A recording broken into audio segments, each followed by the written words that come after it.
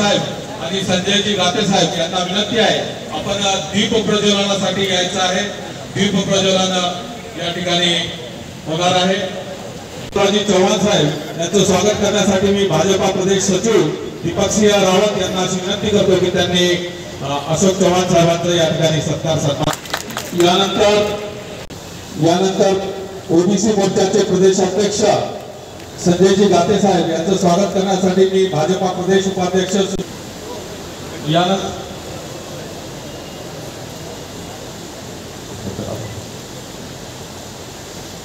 यानंतर महायुतीचे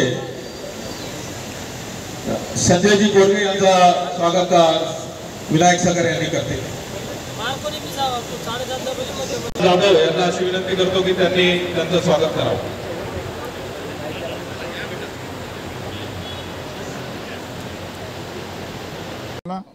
ओबीसी मोर्चा सामाजिक मेळावा आज पार पडला आहे।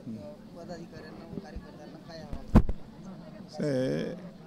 2017 मध्ये माननीय देवेंद्रजींच्या नेतृत्वामध्ये ओबीसी विभाग हा स्थापन केला होता आणि तेव्हापासून सरकारने ज्या सगळ्या योजना राबवल्या, मग त्या धनगर समाजाच्या असतील, विजेंटीच्या असतील, ओबीसीच्या असतील, विद्यार्थ्यांसाठी महाज्योतीच्या माध्यमातून असतील, त्या सगळ्यांचा आज आम्ही इकडे लेखाजोखा सगळ्या समाज बांधवांसमोर मांडला, ज्या माध्यमातून की 1.5 वर्षापूर्वी आमचं सरकार स्थापन झाल्यानंतर अनेक जे प्रलंबित विषय होते, जसं ओबीसीच्या विद्यार्थ्यांच्या हॉस्टेलचा विषय होता, ओबीसीच्या विद्यार्थ्यांना परदेशी शिष्यवृत्ती पूर्वी फक्त 10 विद्यार्थ्यांची होती, ती आज 75वर नेऊन ठेवली।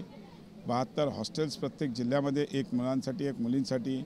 स्वधार योजना असेल ज्या माध्यमातून 600 रुपये ओबीसीच्या विद्यार्थ्यांना जवळजवळ प्रत्येक जिल्ह्यामध्ये 600 विद्यार्थ्यांना आम्ही देतो आहे। या पद्धतीने ज्या योजना आम्ही सगळ्या राबवल्या होत्या त्याचा आज इकडे सर्व ओबीसी बांधवांच्या समोर, भगिनींसमोर आम्ही तो आज इकडे मांडलेला आहे।